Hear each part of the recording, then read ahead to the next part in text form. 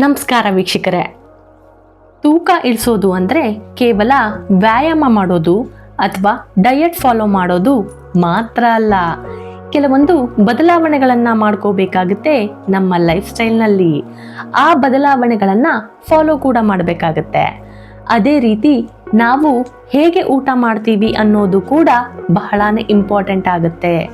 ಅಕಸ್ಮಾತ್ ನೀವು ನೆಲದ ಮೇಲೆ ಕೂತು ಊಟ ಮಾಡ್ತಾ ಇದ್ರೆ ನಿಮ್ಮ ಆರೋಗ್ಯ ಸೂಪರ್ ಆಗಿದೆ ಅಂತಾನೆ ಅರ್ಥ. ಜೊತೆಗೆ ನಿಮ್ಮ ವೇಟ್ ಲಾಸ್ ಕೂಡ ಆಗ್ತಾ ಇದೆ. ಅದು ಹೇಗೆ ಅಂತ ನಾನು ನಿಮಗೆ ತಿಳಿಸ್ತಾ ಇದ್ದೀನಿ. ನೀವು ನೋಡ್ತಾ ಇದ್ದೀರಾ ಆದ್ಯಂತ್ ಮೀಡಿಯಾ.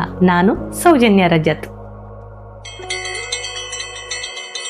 ನೆಲದ ಮೇಲೆ ಕೂತು ಊಟ ಮಾಡೋದು, ಆ ಊಟನ ಎಂಜಾಯ್ ಮಾಡೋದು ನಮ್ಮ ಭಾರತದಲ್ಲಿ ಬಹಳ ಹಿಂದಿನಿಂದಲೂ ನಡೆದುಕೊಂಡು ಬಂದಿರುವ ಒಂದು ಸಂಪ್ರದಾಯ. ಆದ್ರೆ ಇದರ ಹಿಂದಿನ ಕಾರಣಗಳ ಬಗ್ಗೆ ಯಾವತ್ತಾದ್ರೂ ಯೋಚನೆ ಮಾಡಿದ್ದೀರಾ? ಹೌದು, ನೆಲದ ಮೇಲೆ ಚಕಳಮಕಳ ಅಥವಾ ಸುಖಾಸನ ಭಂಗಿಲಿ ಕುಳಿತು ಊಟ ಮಾಡೋದನ್ನ ನಾವು ಭಾರತೀಯರು ಬಹಳಾನೇ ಎಂಜಾಯ್ ಮಾಡ್ತೀವಿ.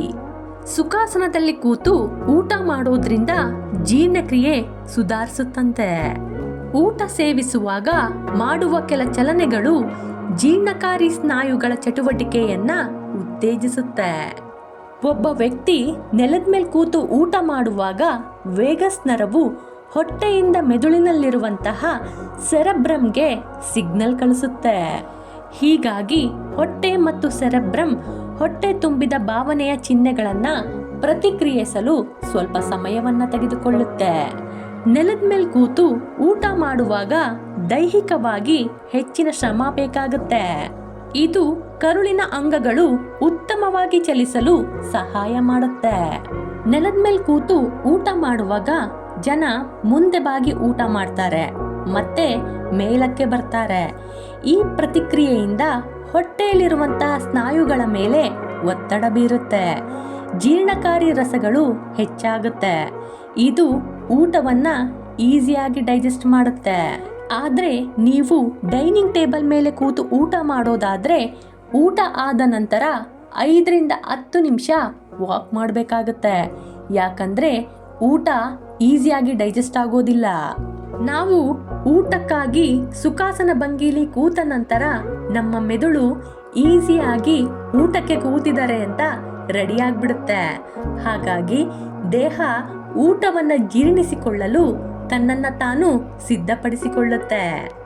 ಈ ಸುಖಾಸನ ಭಂಗಿಲಿ ಊಟ ಮಾಡೋದ್ರಿಂದ ಹೊಟ್ಟೆಗೆ ರಕ್ತದ ಹರಿವು ಹೆಚ್ಚಾಗುತ್ತೆ. ಇದು ಹೊಟ್ಟೆಯ ಉತ್ತಮ ಕಾರ್ಯನಿರ್ವಹಣೆಗೆ ನೆರವಾಗುತ್ತೆ. ನಾವು ನೆಲದ ಮೇಲೆ ಕೂತಾಗ ಪಾದಗಳ ರಕ್ತದ ಪರಿಚಲನೆ ಕಡಿಮೆಯಾಗುತ್ತೆ ಮತ್ತು ಹೆಚ್ಚುವರಿ ರಕ್ತವು ಹೃದಯದ ಮೂಲಕ ಬೇರೆ ಅಂಗಗಳಿಗೆ ರವಾನೆಯಾಗುತ್ತೆ. ಇದು ಜೀರ್ಣಕ್ರಿಯೆಗೆ ಅಗತ್ಯವಾದ ಚಟುವಟಿಕೆಯನ್ನ ಹೆಚ್ಚಿಸುತ್ತೆ. ಆದ್ರೆ ನೀವು ಕುರ್ಚಿ ಮೇಲೆ ಕೂತು ಊಟ ಮಾಡೋದ್ರಿಂದ ಇದೆಲ್ಲ ಸಾಧ್ಯ ಆಗೋದಿಲ್ಲ. ಉತ್ತಮ ಭಂಗಿಯಲ್ಲಿ ಊಟ ಮಾಡುವಾಗ ನಮ್ಮ ಸಂಪೂರ್ಣ ಗಮನ ಊಟದ ಮೇಲಿರುತ್ತೆ. ಹಾಗಾಗಿ ಅತಿಯಾಗಿ ತಿನ್ನೋದನ್ನ ತಡಿಬಹುದು. ಯಾಕಂದ್ರೆ ನಾವು ಊಟ ಮಾಡುವಾಗ ನಿರಂತರವಾಗಿ ನಮ್ಮ ತಟ್ಟೆಯನ್ನೇ ನೋಡ್ತಾ ಇರ್ತೀವಿ. ಹಾಗಾಗಿ ನಾವು ಎಷ್ಟು ತಿಂತಾ ಇದ್ದೀವಿ ಹಾಗೆ ಎಷ್ಟು ನಿಧಾನಕ್ಕೆ ತಿಂತಾ ಇದ್ದೀವಿ ಅನ್ನೋದು ನಮ್ಮ ಗಮನ ಊಟದ ಮೇಲೆ ಇರುತ್ತೆ. ನೀವೇನಾದ್ರೂ ವೆಯ್ಟ್ ಲಾಸ್ ಅಥವಾ ಫ್ಯಾಟ್ ಲಾಸ್ ಮಾಡ್ತಾ ಇದ್ರೆ ನೀವು ಈ ಭಂಗಿಲೇ ಕೂತು ಊಟ ಮಾಡಿ.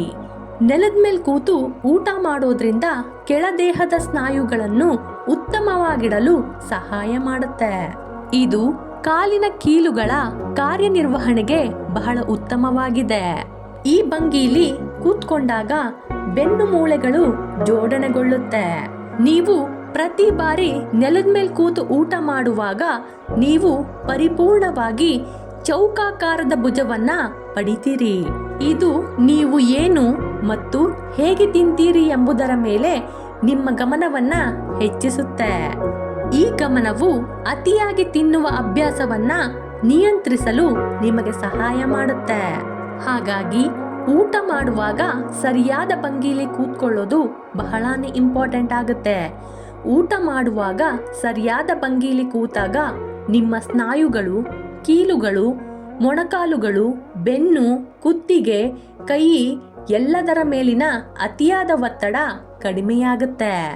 ನಮ್ಮ ಮನಸ್ಸು ಮತ್ತು ದೇಹವನ್ನ ನಿರಾಳಗೊಳಿಸುತ್ತೆ ಈ ಸುಖಾಸನ ಭಂಗಿ.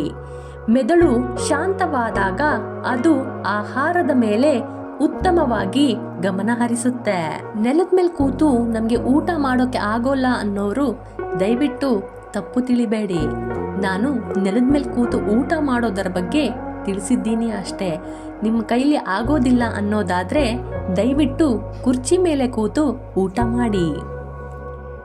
ಈ ರೀತಿಯ ಒಂದು ಸಣ್ಣ ಅಭ್ಯಾಸ ನಮಗೆ ಗೊತ್ತಿಲ್ಲದೆ ನಮ್ಮ ಆರೋಗ್ಯವನ್ನ ಕಾಪಾಡ್ತಾ ಇದೆ. ದಿನಕ್ಕೆ 1 ಬಾರಿ ಆದರೂ ನೆಲದ ಮೇಲೆ ಕೂತು ಊಟ ಮಾಡಿ. ನನ್ನ ವಿಡಿಯೋ ನಿಮಗೆ ಇಷ್ಟ ಆಗಿದ್ರೆ ಲೈಕ್ ಮಾಡಿ, ಶೇರ್ ಮಾಡಿ, ಸಬ್ಸ್ಕ್ರೈಬ್ ಕೂಡ ಆಗಿ. ಧನ್ಯವಾದಗಳು.